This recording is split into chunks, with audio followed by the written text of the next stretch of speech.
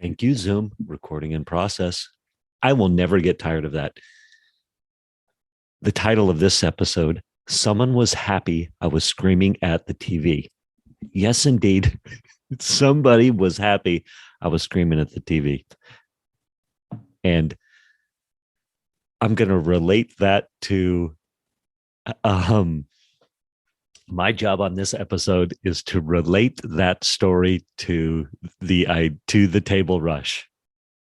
That's what I'm thinking these days. How can I tie my inane stories towards the topic of the Table Rush talk show? So I'm going to do that. And you're also going to be gifted with a few ramblings, I am sure. You know when someone is selling from stage and at the end, the audience gets up and rushes to the back of the room to buy? That's a table rush. My name is Mischa Z, and the Table Rush Talk Show is all about bringing you the tools, strategies, and tactics that you can use to grow your audience and inspire them to buy. I'm going to start with this stuff. Boy, it was a heavy couple of days. I'm recording this right around Christmas time, and great Christmas. Just so much love with my family, my two sons, Dawn, the boy's mom, my dear friend Dawn. We've been gifted with a great friendship. And then, time with ex-in-laws who are still friends. I've circled around to good friends as well. So I'm just reflecting. Thank you as I reflect. I offer you this space to reflect as well on the love that is in your family, perhaps not how you expected.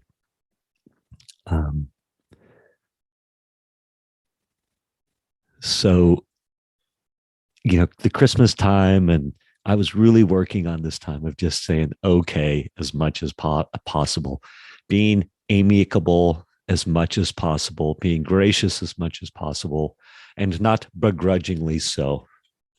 Fixing my little look here thing, but not begrudgingly, like truly heartfelt, like okay, and trusting that things will shake out the way they're supposed to. And I find so much in life, if you look at, we're going from point A to point B oftentimes, and someone will ask us about point B.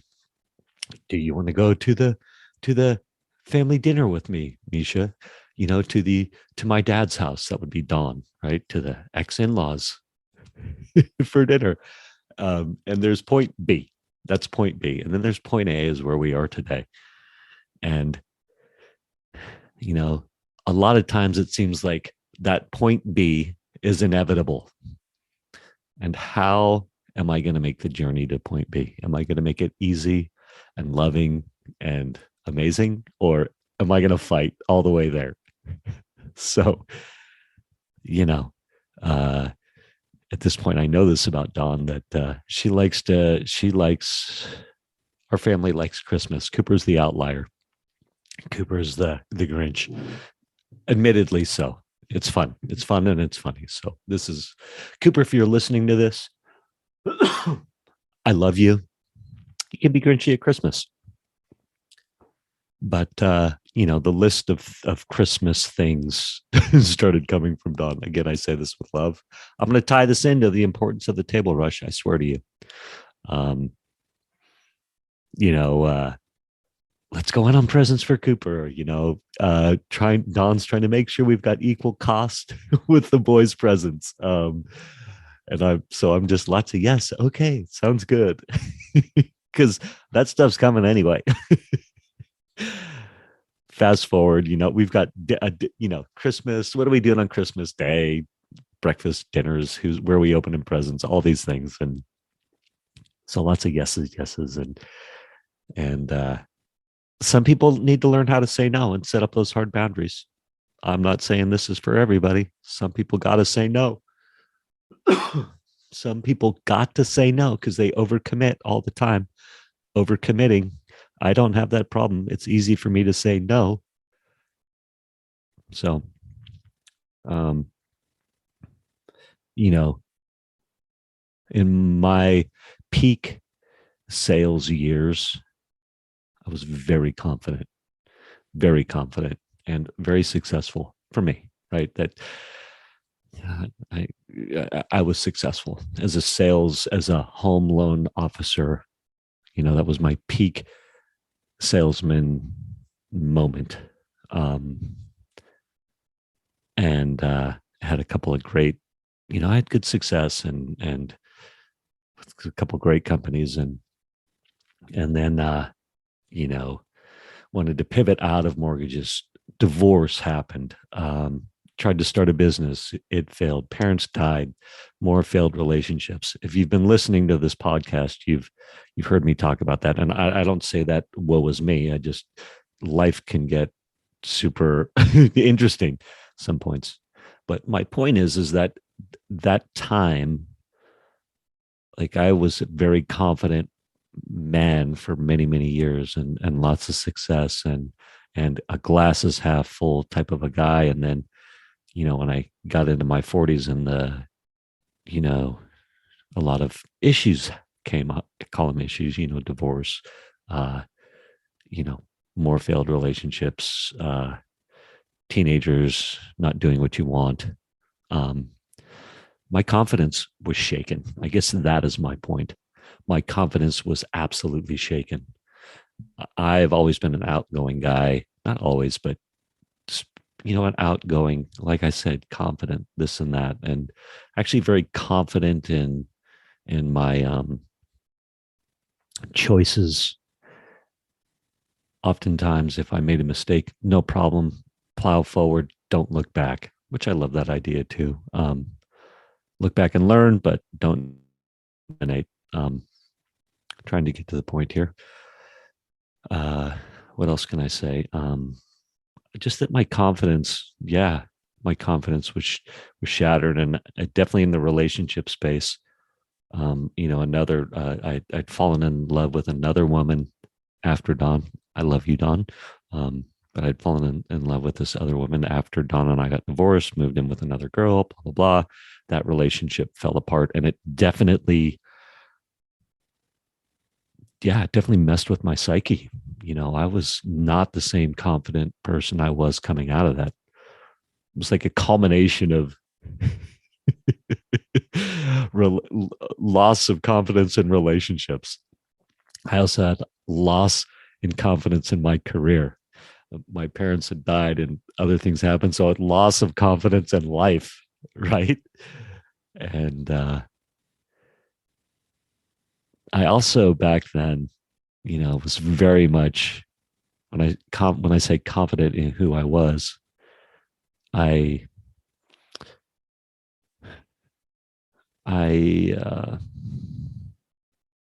didn't really care what you thought of me.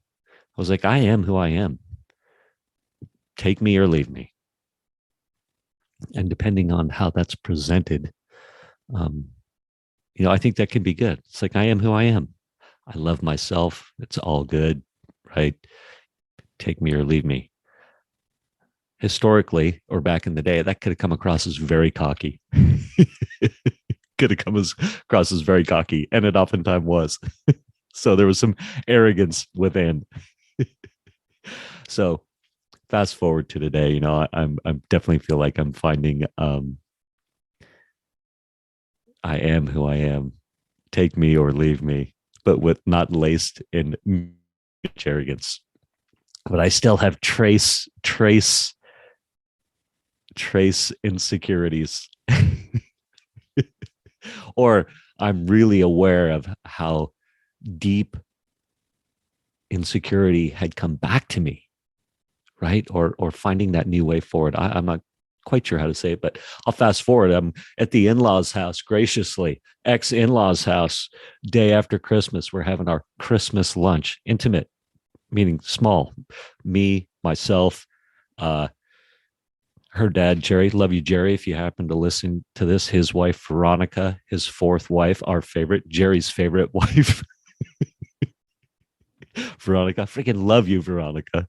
And my youngest son, Waylon, who was so great, is so great. And quick, I'll just say one thing there. You know, Cooper was so positive this Christmas and really just leaned in and showed up and did his best to embrace it all and did a fabulous job on it. So we were commenting a lot about that. And I was thinking, oh my gosh, you know, Wales is just such a shining light most of the time that I need to tell him he did an amazing job too. Because Wales, he showed up in a big way. Just a beautiful Christmas. So we're watching football and I'm being vocal every now and then at the game, you know, yelling, yeah, or oh, or whatever, you know, great catch. And I can be loud and boisterous. And I kept on saying sorry. And kind of, you know, going, hunching my shoulders, sorry, whenever I would react, sorry. And Veronica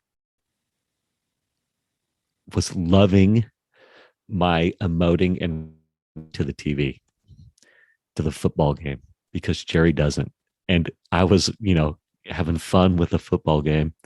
And so Veronica was loving it. She's like, I love it. I love that you're so emotional. I mean, it was nothing crazy, but that, you know, you're showing emotion towards the game and having fun. She's like, Jerry just doesn't do that. He's just no emotions during the football games. And I'm not saying either is right or wrong, but what I am saying is I was watching the football game. I was having fun. I was letting that fun show in the Mischa way.